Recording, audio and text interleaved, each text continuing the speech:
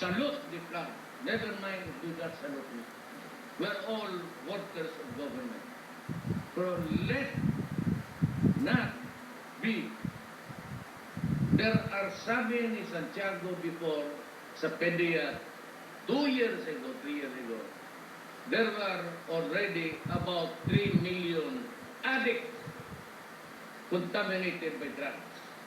The recent events will show that there are about, we're counting, it would hit 1 million by the end of the month.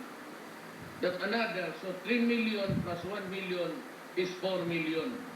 In my talk with Widodo doon sa summit sa ASEAN, he said, he has about 4 million drug addicts. We are catching up with Indonesia. It behoves upon you, it is your duty to protect the next generation. Huwag ninyong hayaan. Alam mo, if it would outlast me, malaman natin, sasakay ako ng paril ako, whatever, maraming galit. Promise me now, wala akong hindi mo. Do not compromise the next generation. It is a very serious problem of our country. Do not be afraid to do your duty. Huwag kayong matakot. Yan lang ang hingin ko sa inyo. As your commander-in-chief, I'm not asking you for anything.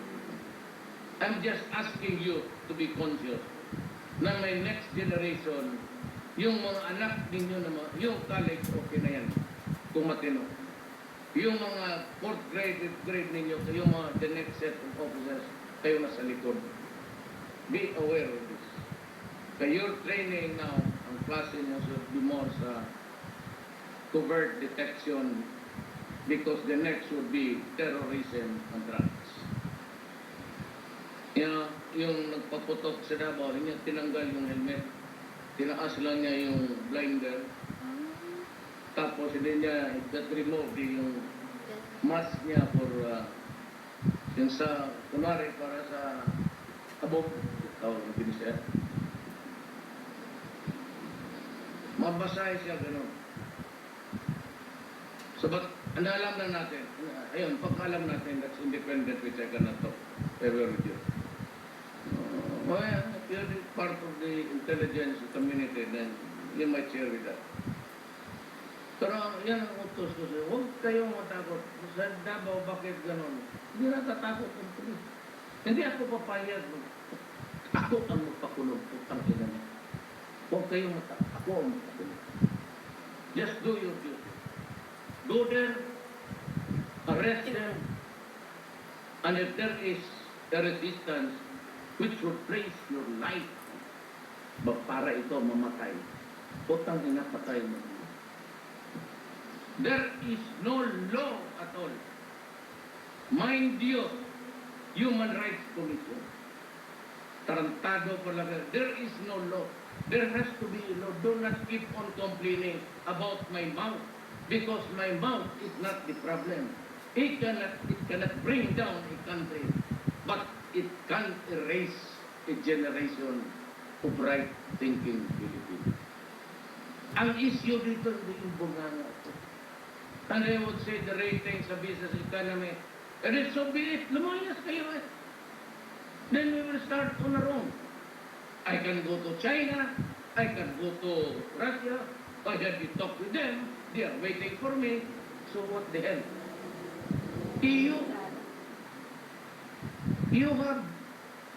You pretended to be imbued with humanity.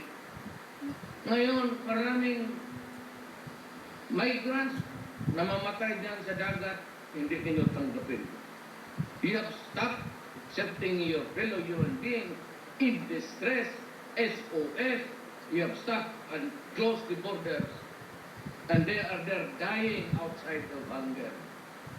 Tapos magturo kayo sa akin na pinatay ko ang mga kriminal. Loko-loko pala kayo lahat eh. That is why I use slang. Makawala kayo ng respeto because you do not even investigate. Wala akong sinabi in public na kill everybody you kill. I always lay down the conditions and mind you, bago ito sila nagtindig sa harapan ko, they knew already what is, I do not have to lecture on, I have to be arrested legally. Mr. Rex, I am a police ito, mag-surrender ka. What is the essence of arrest? Babalik ako dito, lecture lahat ninyo, yung officer. You listen to it for 1 hour lang. Then you will know everything about your police work. That is the thing until you will die. Yan lang ang kailangan. So when you make an arrest, because ito kasi yung mga durugista, bumog ito. Kagaya ng mga kalaban ninyo noon ng mga esparo, talagang bumubunot yan, babaril yan. Ito rin because bumog, may armas. Invariably may armas yan. Pagka lumaban dyan, just announce.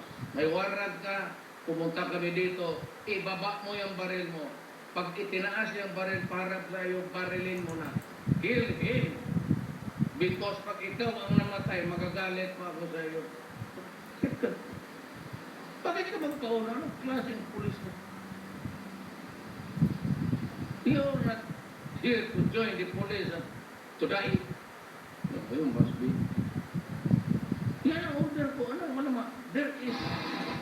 There is really, baka yan ang Diyos na patayan.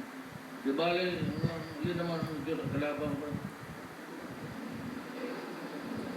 Kung mag-usap kami ng Diyos pagkatapos, hindi ba na yung Diyos? Tanong ko siya, iwi ko yung Diyos kayo, babak. Wala ka naman ginawa. And the Filipinos are going crazy. We are counting by the millions. Like the millions of Jews that were killed by the Nazis. Itong ating masakit because it's under our care. Hindi naman po kayo talaga magsali. Pag magsali, pati kayo. Pagka nagka-problema ka sa anak mo, alam mo wala. Hindi mag-hold up, magnakaw. O tignan mo ngayon ang baba. By almost 50% down na nakawan. Crimes against person, hold up. See? So huwag kayong magkumpiyansa dyan. You just remember my guidance.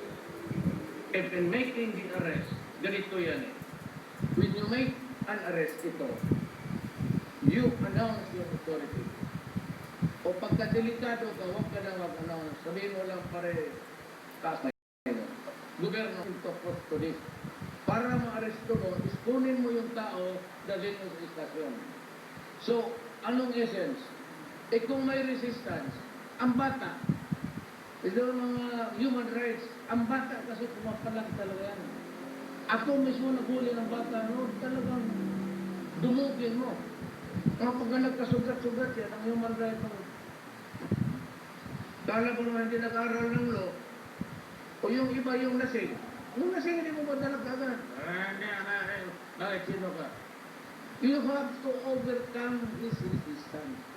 Whether you like, whether he likes it or not, you have to overcome the resistance to bring him into the custody of the law at talhin mo doon sa istasyon. That is the essence of arrest. Ngan ito ayaw. Sabihin mo may baril. Tangina mo. Because the law requires you to arrest the person and overcome his resistance so that he can be placed under the custody of the law to answer for crime to the law. Hindi naintindihan niya ito. Tangina mo. Wala to. Ngayon, bata. Di ba pag bata, restorin mo? Kisi-kisi yun na. Mama, ako, gano'n.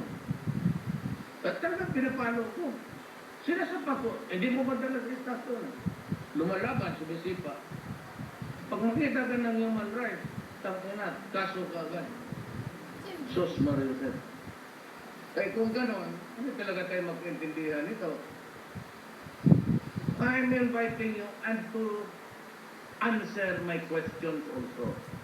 So that I would know whether you are a United Nations rapporteur, do you know the law and do you know the reality of arresting?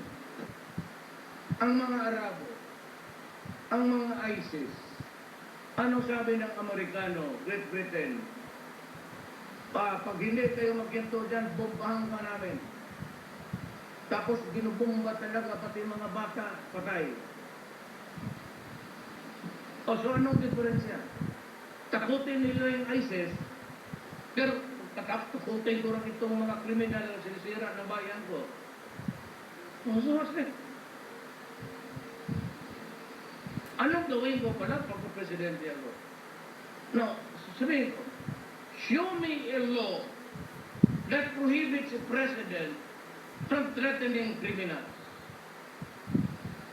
Show me the law threatening the Arabs. Saan ang diferensya natin ngayon dyan? Nililang ninyo ang mundo. Ako hindi ko rin sinabi ito. Patayin ko talaga kayo. But show me that. When has it ever been a crime to threaten a criminal or a wanted person? Come, I will issue the invitation. But be prepared to be bucket. To give you the right to be so one-sided that when you decide to adopt the theories of itong mga NGO sa Maynila, lalo na yung yelo, ano rin kayo. So tayo, we will not wala basta ang pulis. Arne, tanong ang pulis o nagpubilang ka, hindi nagpatit-patit siya, pareho po na ako. Kagiriuma naman. Now, one of these days, I will give all military men just like you sidearms. Because itong terrorism, it could not be just like the ISIS in the Middle East because it is not a contiguous place. You know, island for island tayo, mahirapan yan. Terrorism cannot thrive ng ganun. At saka yung, alam mo na, learn how to deal with your enemy. Diyan sa holo, static ang kalaban mo. Hindi ano malabas dyan sa Sulos, Basilan. Itong NPA, unlike of a terrorist and drug. Go ahead and arrest them. Go ahead and kill them if your life is in danger. You have my full stupid. Kuha ninyo yan. Intindihan ninyo? So, bukas marami ng patay.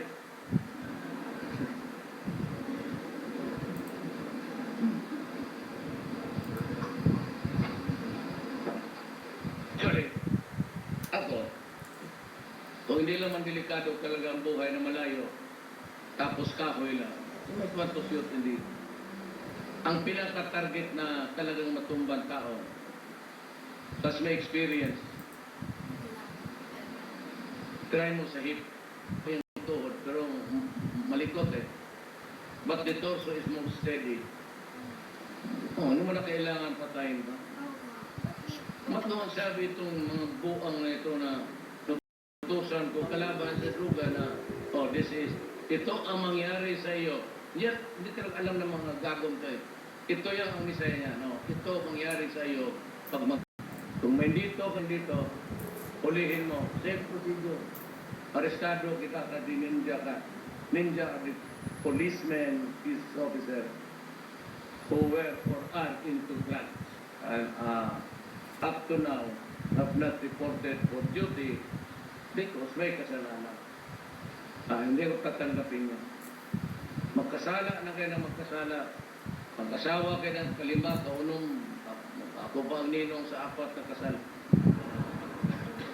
Huwag talaga yung druga kasi patayin ko talaga. Tingnan na. Pero, for a starter, ilan yung awardees na kaya go back here? Yung awardees, maglinya kayo dito. Gusto ko lang magpa-picture sa inyo kasi Okay lang dyan siguro na. Yung unit awardees also. So for the individual awardees, I would give you 200,000 each.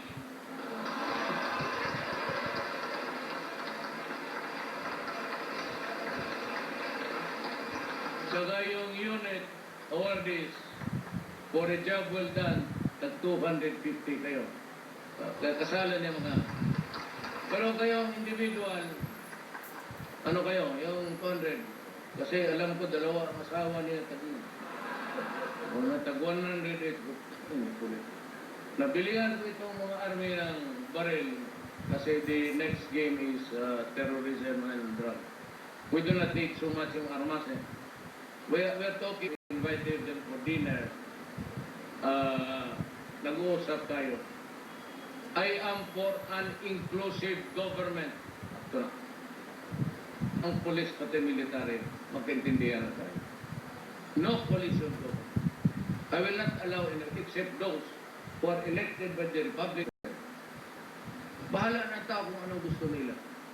But we cannot exist under yung communism. Mahirap yan. It has been repeated.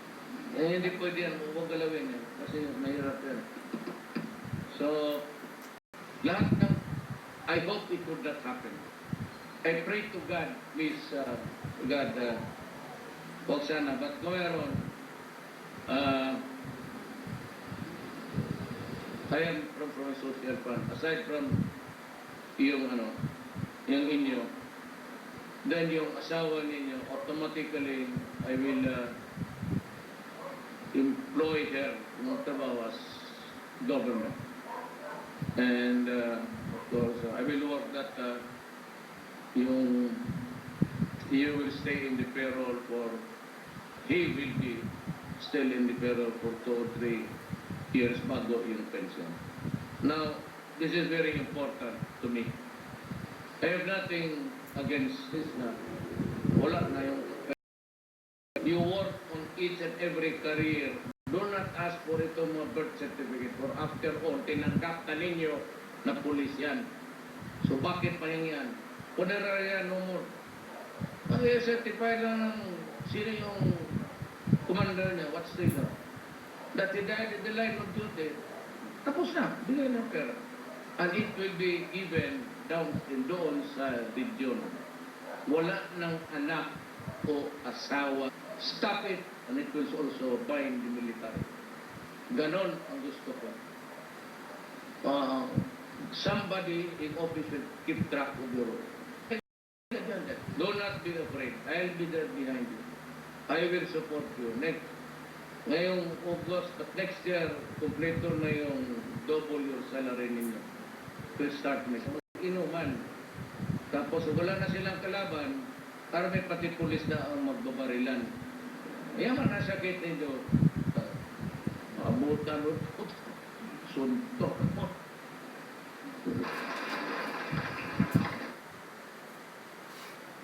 Wala.